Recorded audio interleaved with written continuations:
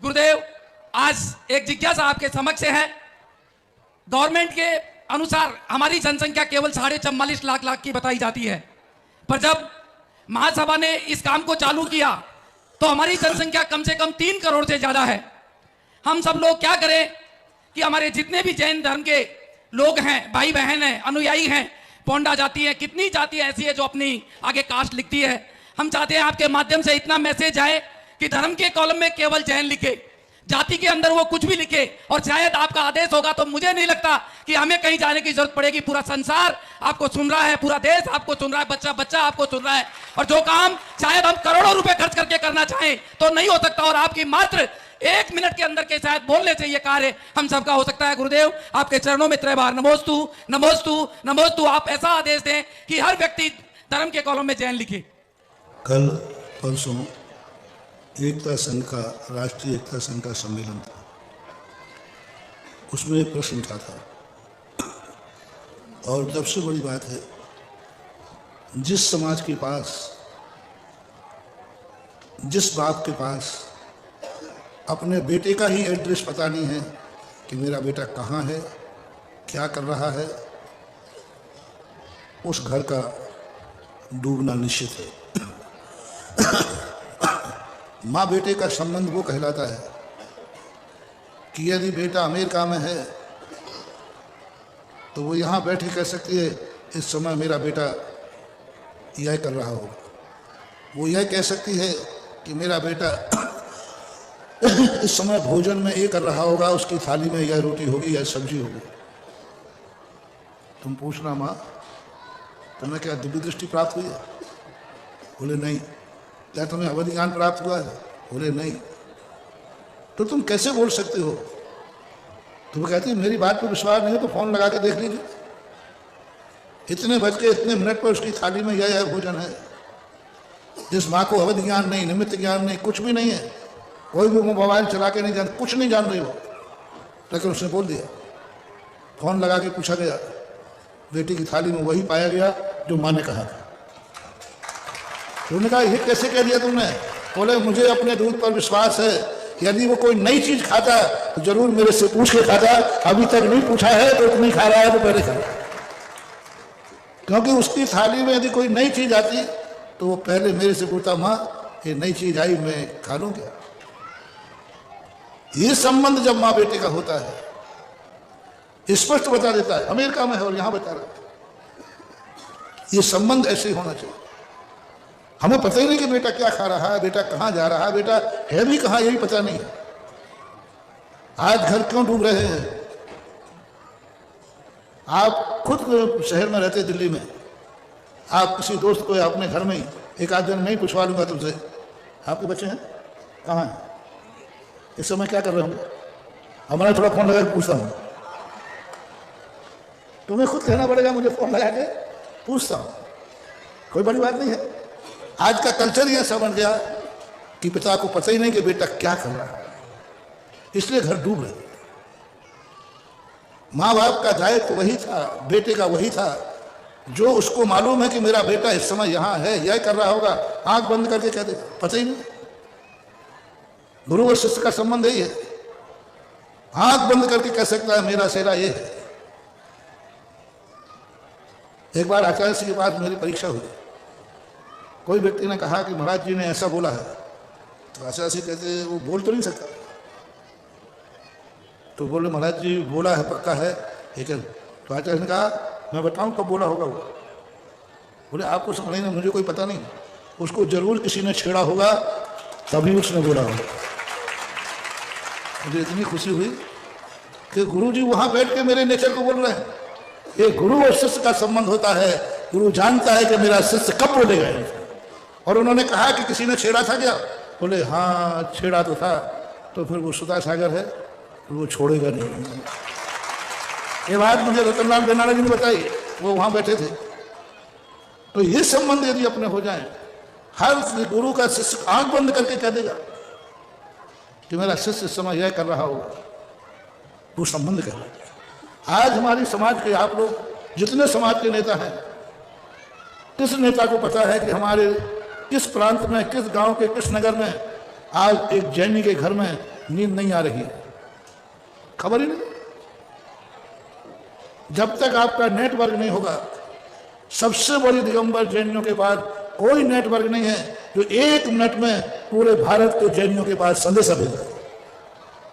संदेशा भेज नहीं भेज सकते क्योंकि नेटवर्क ही नहीं। एक ऐसी संस्था नहीं है जिसमें हर घर का व्यक्ति सदस्य हो, हर घर का व्यक्ति सदस्य हो, जहां हम यहां से बोल सकते। यहां से मैं बोल रहा हूं, परसों से बोल रहा हूं, लेकिन वहीं तक जा रही है जो टीवी देख रहे हैं, वहीं तक आवाज जा रही है जो देख रहे हैं, लेकिन जो फॉर्म भरने वाले वो नहीं देख रहे। परसों भी मैंने कहा था कि आपके नाम के साथ जैन लिखने से कोई भी फायदा नहीं है। नाम के साथ जैन कुछ भी लिख सकता है। सबसे बड़ा खतरनाक है जाति का खाना और धर्म का।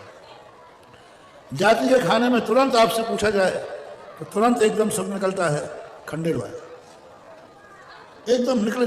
जाति एकदम निकलेगा खंडेलवाल, एकदम निकलेगा पोरवाल, एकदम निकलेगा अग्रवाल, एकदम निकलेगा जायसवाल, एकदम तुरंत निकलेगा परवार, गोलापुरम, जो निकलता है।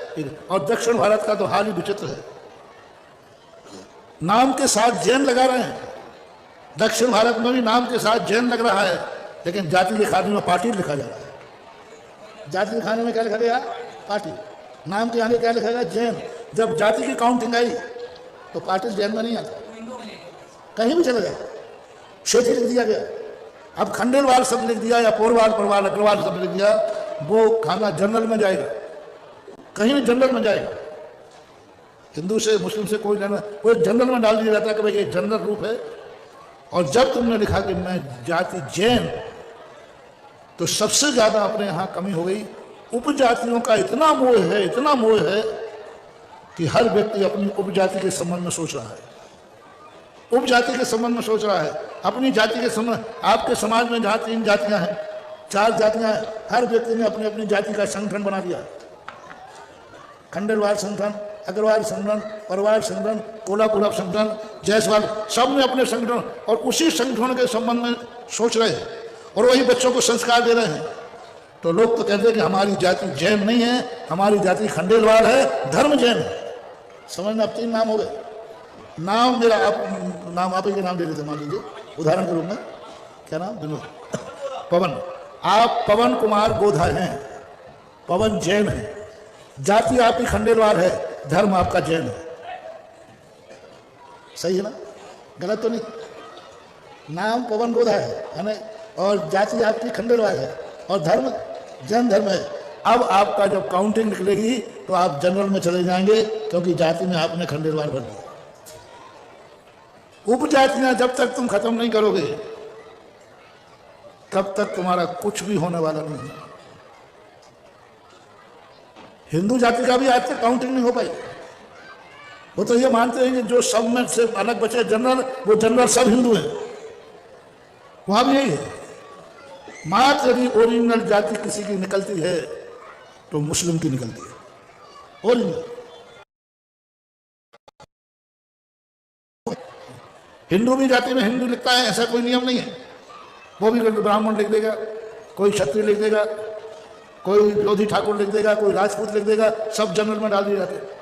मां शुद्ध जनगणना होती है उनकी, वो अंदर से कोई भी हो, लेकिन जाति में मुसलमान लिखेंगे, जाति में ईसाई लिखेंगे। तो बुर की संख्या आज अपने सामने स्पष्ट देख लीजिए। तो हम पकड़ी, इसका हमने सर्वे किया। हमने जो चुनाव अधिकारी जो आपके शीर्षस्थ होते हैं, उनसे पूछा, जनगणना की मीटिंग की हमने, कि बताओ भाई क्या बात है। उन्होंने कहा महाराज जी, आपकी सबसे बड़ी कमी है, आपकी समाज को जो नाश कर रही हैं ये उपजातियां कर रही हैं। आपके समाज को जो टुकड़े कर रही हैं, खंडित, जो बेईमानस्ता का बीज बो रही हैं, ये उपजातियां बो रही हैं।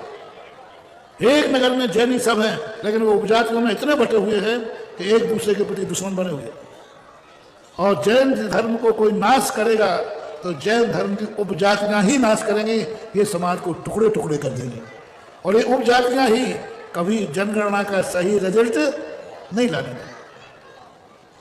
देखो, मेरे से कहलवाओगे तो मैं बेधड़क बेबाक बोलता हूं, चाहे अच्छा लगे हो चाहे, लेकिन जब तुमने कारण पूछा है कब से लिखा जा रहा है जैन, 3 जनगणनाओं से तो मैं देख रहा हूं हर बार ये घोषणा।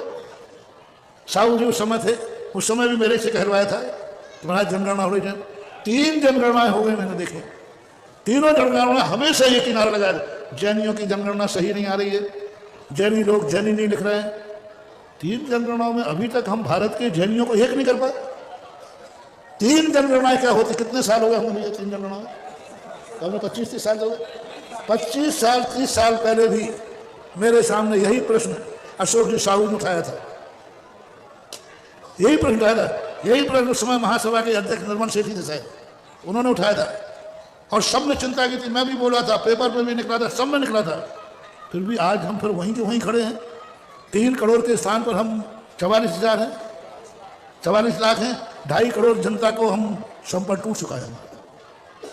2.5 करोड़ जनता से हमारा नेटवर्क टूट गया है, हमारा कोई संपर्क नहीं है। हमारी आज भी आवाज जा रही है तो 44 लाख लोगों के पास जा रही है, 2.5 करोड़ लोगों तक नहीं जा रही है।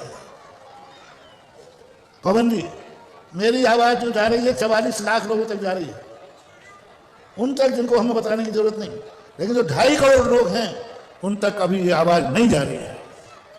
जब तक ये उपजातियां खत्म करके एक जाति एक संगठन ऐसा बनाओ जो भारत के एक घर भी, अभी परसों ही मैंने कहा था, एक घर भी है तो उसे मालूम होना चाहिए आज दिल्ली वालों ने कौन सी मीटिंग की है, आज कौन सा प्रश्न हुआ है तीर्थोदय क्षेत्र में, और हमारे दिगंबर मुनिराज ने हमें क्या आदेश दिया है। एक घर भी कर्नाटक के, तमिलनाडु के किसी कोने में बसा हुआ एक जैनी है, उसको भी आवाज पहुंचना चाहिए, तब कहीं हम विजय प्राप्त कर पाएंगे। अन्यथा हम कहते हैं, कहते रहेंगे, कहता हूं जितना हो जाए अच्छा। दोस्तों, अगर आपको मेरी वीडियो अच्छी लगती है तो प्लीज मेरे चैनल को लाइक करें, शेयर करें, सब्सक्राइब करें। इसी तरह से अपना प्यार देते रहें। Thank you.